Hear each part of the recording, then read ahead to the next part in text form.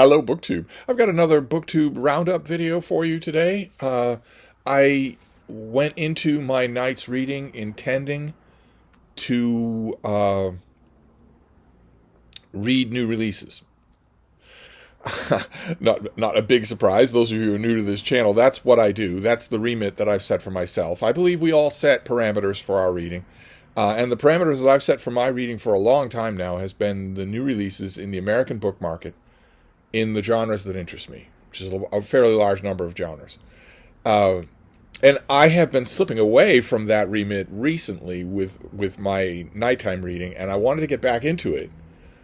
So I set up some admittedly unpromising looking new releases, but I keep in mind, I said the genres that interest me. I didn't say the new releases that interest me.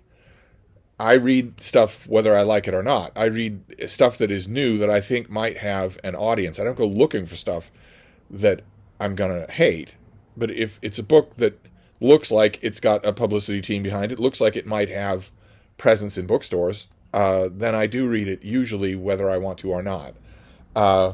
Which accounts for all of the absolutely crappy contemporary fiction that I read, but also the two books that I started last night.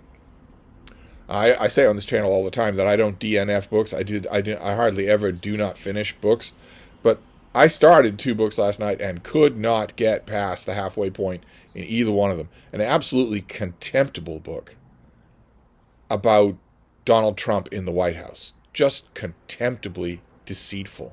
I read probably, about 50 pages of a 300-page book, and on those 50 pages, there wasn't one page that wasn't free of multiple black and white lies. I don't mean this happened and you might not like it, but I liked it. I'm talking about something that didn't happen. Black and white lies. Obviously by a publisher that just doesn't care whether or not, or that thinks that reality is fungible, is the ultimate goal here. I couldn't finish that, and I picked up another book. I should have known better. I picked up another book by a professional talking head screamer on TV about the lessons of Robert Kennedy, not Robert Kennedy Jr., the legitimately insane man who is in charge of the health services in the United States. Not, oh, he's a little wacky or he's unconventional, but legitimately insane. Robert Kennedy Jr. could not pass a cognitive sanity test at any institution in the country. Not him, but his famous father. A book about what RFK can teach us all. And I got a little further in that one just because I had a Kennedy tailwind, but still contemptible. Wasn't just that it was poorly done, it was that it was contemptible. Both of them were. And I bounced from one to the other and didn't feel at all. I felt like my night's reading was going to be a failure, and that's not good. That's not good feeling at all. And then when I got to that point, I had two choices. Since all the print and paper books were in another room, and I had someone sleeping on top of me, so I had two choices at that point. I could either reread something on the iPad, or I could just give myself over to reading that I knew would be fun, which would be BookTube reading. And the reread on my iPad would have been an enormous 4-volume new history of the American Revolution, which I have actually already read. But when a book is that big, with that many people involved, you kind of want to go at it more than once to make sure you've got it. And I just didn't feel like doing that, so instead I devoted my night to BookTube reading. Which is always a good thing. I wasn't planning on a BookTube roundup video to commemorate it, but I might as well. There are 4 BookTube events, main BookTube events, that I am participating in the month of September. And last night I read something for each and every one of them.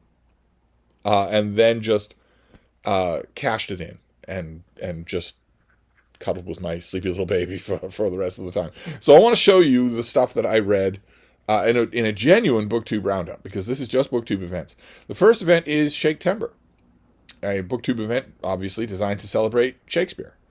And the hosts of Shake-tember are doing a whole bunch of great stuff about various plays, various angles of attack for Shakespeare. And there have been a few other people who made videos about this most famous and most intimidating of writers. And I have done a little bit of Shake-tember on one of my favorite Shakespeare subjects, which is the Shakespeare authorship controversy. I did a little bit of that, but last night, I had planned last night on doing more. I have a 150-year-old biography of the Earl of Oxford. And no one's interested in the Earl of Oxford. You're not going to write a biography of him unless you're saying he was Shakespeare. And the case to be made for, if not that he was Shakespeare, then that he was Shakespeare's best friend. Because the case to be made from events in his own life that are reflected without alteration in the plays of Shakespeare is astonishing. I was kind of sort of thinking about that, but then I fell laterally into a reread of a terrific novel, a novel I cannot recommend strongly enough, The Great Knight by Chris Adrian. Who you might know as the author of Children's Hospital, a tremendously moving novel called The Children's Hospital. I thought this novel, when I read it back when it came out, I don't remember exactly when, I'm pretty sure it made my best fiction of the year list. But when I read this originally, I thought, well, this is much better it's much more moving, much more powerfully intelligent than The Children's Hospital, but it will have less of a splash because it's Shakespeare. It's vaguely Shakespeare pastiche novel. Vaguely. It's San Francisco has been on my mind this week, and San Francisco's Buena Vista Park is the setting for a large part of this book, which involves Oberon and Titania, the fairy king and queen of A Midsummer Night's Dream. And it hinges on one tossed off line in that play about, in Shakespeare's imagination of the fairies that inhabit that story, the fairies do what English folklore in Shakespeare's day, certainly in his own Warwickshire, said that fairies did, which was to steal baby children. They weren't just harmless little creatures that pranced around at the bottom of the garden. They stole human children. It was how they managed to propagate. It was also a favorite pastime of theirs. To maybe in some cases, in some localities, they would not only steal your baby child, but substitute one of their own. Who looks like you, but is fey down to their DNA. And this novel revolves around a deep, unassailable heartache. It is much like The Children's Hospital, although for the life of me, I can't remember a single critic who read The Children's Hospital and praised it as it deserves to be praised, who recognized how sad a book it was. It's impossible to miss how sad this is, because it revolves around, well, tragedy. It revolves around tragedy. And the tragedy in that supernatural world shockwaves out in 3 or 4 different directions to a human cast of characters. Oh, my. So, I don't know. I'm going to count this for Shake-tember. And, now that I think about it, that description that I just said, where the supernatural tragedy shockwaves out to affect 3 or 4 different main groups of human characters, is actually a good description of A Midsummer Night's Dream. So I don't think I'm that far off here. And of course, A Great Night is a quote from a reference to Shakespeare, a timid Shakespeare reference for a title. But I reread this thing, and now I would love to find a hardcover copy of it. I never see Chris Adrian in the wild secondhand at all. I never see anything by this author, especially Children's Hospital with its really memorable wraparound half-cover design of a dust jacket. But this book, never. I would love to have it as a hardcover. I don't know where that impulse comes from. I have the book. So I have the book. I read the book. I obviously have the full capacity to love the book without having a print and paper hardcover. So I don't know where that impulse comes from. I'm kind of hoping that will go out with the bathwater in the changing of 2025 to 2026. Because that really needs to go. That whole idea that if I really, really love a book, well, then I'll want to look for a hardcover print and paper copy of it. But anyway, that is Shake-tember, was The Great Night, a reread. Partially for Shake-tember, and boy, oh boy, am I glad I did. Partially also, I suppose, in a little way, because of that existential crisis that I mentioned in a recent video, where I'm wondering where these books go. I'm wondering what happens to this book, or to Children's Hospital. What happens to it? These aren't the it books. These aren't the mega bestsellers. These are the things that critics legitimately congregate to praise. So not every critic will do it, and not every reader will be interested in it. But these are the kinds of things. You might notice the it books, they don't always get seriously reviewed. Word of mouth takes over for them, and they don't always get seriously reviewed. Unless the critic is not a critic at all, but a cheerleader, or has had 15 edibles and is risking their heart health in order to write a review while so high as to declare, I don't know, Sally Rooney a serious writer. Other than that, they don't tend to get reviewed, not critically. This book did, and Children's Hospital did, and every once in a while, Chris Adrian has been critically reviewed with other books, and so have other authors like this. So part of this was Shake-tember, but part of it was also dealing with that existential crisis. I'm not dealing with it. Part of it was only just rereading these older things from my own notable fiction lists. Then another BookTube event that I indulged in last night for, I don't know, 20 minutes. just about 20 minutes from start to climax. Was Octember. This is a BookTube event where I am one of the hosts, and I am letting the team down here. It's a BookTube event about octopuses, about cephalopods, about many tentacled beings. And there's plenty to read out there, plenty of natural history, for instance, but I kind of assumed from the beginning that I would be earning my spurs, so to speak, in Octember with tentacle fiction, because I am King Tentacle after all, because I have read more tentacle fiction than anybody on BookTube, and I'm not proud of that. Last night I read a tentacle fiction short story just to keep one slimy tentacle in the game of Octember, and it's by Taylor Birch, who I've read before and I like, and it's called Taken by the Ramen Monster. God help me. Not this God. It's the story of two super hottie young men. I don't know why we're doing these dumb AI covers. AI can do much better than this. I don't know why every AI cover I see has this same brown, dirty, out of focus, ugly palette to it. It's like one AI is being used by every author in the world.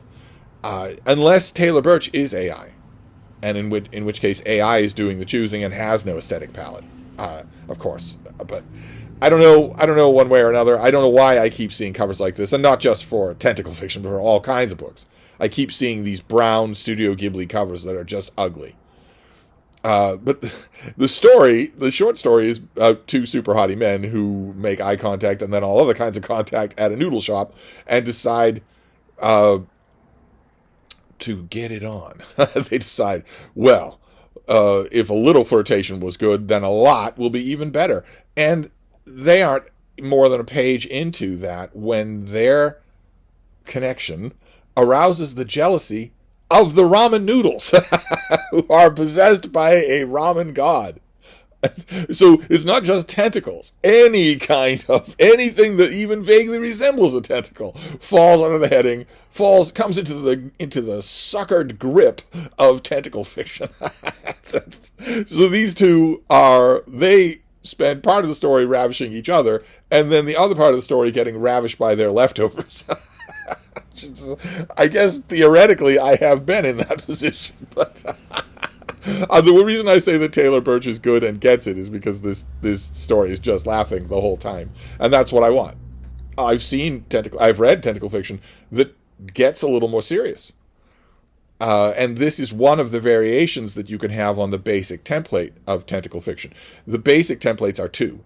Either you have two men who have a relationship that gets co-opted by something tentacular, or you have one man who maybe sometimes in some of the more serious tentacle fiction is lonely and encounters a supernatural being that will cure the loneliness, but only with some substantial urban renewal projects, if you know what I mean. This took no time at all and reminded me why I love BookTube, so there you go. And then there are two other BookTube events that took over my reading last night. I won't be doing this every night, but one of them is Samarian September, This is an event in September all about Robert E. Howard and Conan the Barbarian and all of Howard's other creations. I have a stack of old Savage Sword of Conan black and white magazines from 40 years ago that I have been reading my way through. And last night I got to issue number 119 with an Ernie Chan cover that is not only bad, but bad. This is the cover. Ernie Chan is not cut out from making covers, I don't think. At least he wasn't cut out in this case. So not only is the cover bad, why is a forehead-fitting helmet shadowing Conan's eyes? And also, I don't want to see Conan the Barbarian, the hero of the story, killing dogs. I don't want to see that. The first time I looked at this cover, I thought, my first thought was, ooh, boo, boo, boo, boo, zoo, sweetsy poo. And once again, the frontispiece illustration is actually better. It's by Ernie Chan, but if somebody had taken a hand to this thing with coloring and maybe painted it, it would have been a much better cover. Not quite as exciting, but more iconic. And as you can tell from the cover, this issue is written by Don Krar and drawn by Ernie Chan. And Ernie Chan does a great job in the interior artwork. Cover, not so much. But in this story, Conan returns to Samaria, which I always thought when I was reading Conan pastiche comic books and whatnot, or novels. Is our commercial break early? Yeah, we're having an early commercial break. Literally every single video. Literally every single one. Okay, I've always thought that stories where Conan returns to Samaria, the rough northern world where he was born and raised, should be very sparing. You shouldn't do it just... Conan almost never goes back home, is my impression. And here he does. He goes back home to Samaria and quickly learns that the whole place has been taken over by a warrior band. He is confronted by not only a giant hog who he manages to kill, but also by a local woman who tells him the fate of all of the people in Samaria at the hands of this guy, whose name is Maglocun. Maglocun. Maglocun. Yeah, so an obvious anagram. But you get these big, generous panels, which is really nice. It'd be even nicer if maybe Ernie Chan or his inker had given us something here. Why are there no clouds? Why is there no nothing like that? But that struck me as a little lazy. But this guy, Maglocun, decides to invite Conan for his hospitality. He is not being hospitable. He is oppressing the Samarians, including Conan's cousin, Humber, who the young woman shows Conan a man plowing a field. And we are told about his horrifying fate. She says that this guy turned him into a human ox and beat his sword into a plowshare in order to have him pull the sword as a plow in a field. Turned him into an ox, meaning they gelded him, and have him plowing a field. And we get huge visuals like this by Ernie Chan. Wonderful stuff. Just wonderful. As these grim conquerors decide to push Conan right to the edge. They push him to the edge of, how they can co-opt him. He's just one man. They figure he can't do much harm to them. And they are helped on by a witcher woman with one eye, who gives a kind of supernatural premature to the savages in Samaria. And it's a tense... See, there she is. It's a tense thing. They could turn on Conan at any time. And they do. At one point, he is out in the wilderness when they set their dogs on him. So I knew that I was going to see panel after panel of Conan killing dogs. And that's exactly what I saw. But the story goes on from there.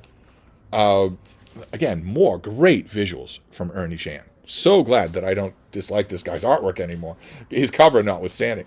Conan takes a fall, badly bruises some ribs, and decides to work on, of course, what you see coming with a story like this, which is fomenting rebellion among his fellow Samarians. And in order to do that, they need weapons. And in order to provide them with weapons, Conan goes back to the family furnace His grandfather and father were blacksmiths, and he goes back to the family furnace in order to ply the family trade and make weapons. Terrific. Just terrific. And we get a great Conan moment where when he forges a sword, he says, "Now, Crom, set my enemies before me," which is the only thing Conan ever wants. He doesn't want Crom's help to defeat his enemies. He's not worthy to talk to Crom if he can't defeat them himself. All he wants is to get them in front of him, which is something that Crom might be willing to do, because Crom is a bloodthirsty old you-know-what. And what results is a very satisfying revenge plot, where the woman, Conan's cousin, who he meets, gets revenge on the old supernatural hag, and Conan gets revenge on the conqueror, and frees his homeland. Now, I liked the story very much. It was very satisfying, dramatic beat for dramatic beat, but it shouldn't have happened. We shouldn't be having stories about Conan going back home, much less 10 stories of him going back home and liberating Samaria from whoever's conquered it today. Samaria is full of Conans. It shouldn't be that easy to conquer. But then, in the backup story in this issue, there's a backup story of King Kull. I got something that I wasn't expecting. Really an unexpected treat that you won't get if you read these things in one of those big omnibus volumes. I'm assuming that you won't get any of the backup stories, that you'll just get the main Conan features. But this was a Kull story that was written by Chuck Dixon, which is something, but it's also drawn by Jeff Isherwood. It must be a very early Jeff Isherwood art thing. The artwork is just lovely, as you would expect, because Jeff Isherwood is terrific. He's absolutely terrific. I had no idea that he ever drew Kull. You hear, it's a very simple story. Kull is confronted by this giant supernatural being and manages to defeat the being. In part by showing the being what its own helmeted face actually looks like. What a treat. I mean, the Conan story was a treat too. Homecoming, not this cover. But the story itself was really enjoyable. I mean, I had meta objections to it even existing, but it was really, really well done. And that Kull story was terrific. I don't know where it fits in the Kull mythology, but not a bad issue for Samarian September. Not at all. And then the final BookTube event that I'm doing is Shorty September, where we concentrate on short books. Fewer than 200 pages, fewer than 100 pages, that sort of thing. And the other night, I already had one picked. And I got distracted by this, by David Carradine's new biography of Queen Elizabeth II, which is 130 pages long. When you strip everything else off it, it's 130 pages long. I got distracted by that because it is so good. It is such a well-done thing. But I reverted to type last night and reread for, I think, probably the fourth time, a shorty for Shorty September that's going to come to a lot of people's minds, because in the U.S. anyway, everybody learned this thing in school. Everybody was handed a copy of this book to read for school. And that is Of Mice and Men by John Steinbeck. In this classic old white mass market paperback that everybody was handed a copy of this book. Everybody was. A very short Steinbeck novel about two very different men. One is short and wiry and smart. The other is immense and immensely physically powerful and as dumb as a child. Childlike. And they have a bond, and they are hobos living on the train lines, and we follow their story to what, at the halfway point of this little thing, is already clearly signaled as an inevitable tragedy. And I have been coming to appreciate Steinbeck more as a writer over time. Slowly, I have been coming to do that. And so I did not go into a reread of this book as reluctantly as I might otherwise have done. And I enjoyed it a lot. There's a scene where one of the other men is asking George, that's the small wiry guy, why he hooks up with Lenny, the big child. Why he does it, because it's so unusual. The man named Slim says that it's awful funny. It's awful funny that you two are sticking together. And George asks him what's funny about it. And Slim says, I don't know. Hardly none of the guys ever travel together. I hardly never seen two guys travel together. You know how the hands are. They just come in and get their bunk and work a month, and then they quit and go out alone. Never seem to give damn about nobody. just seems kind of funny, a cuckoo like him and a smart little guy like you traveling together. And that isn't said with a hostility at all. Slim is just speaking his mind. And George, his feathers are ruffled just a bit, but it does open up a vein in him that we haven't seen before in the novella. He says, he ain't no cuckoo, said George. He's dumb as hell, but he ain't crazy.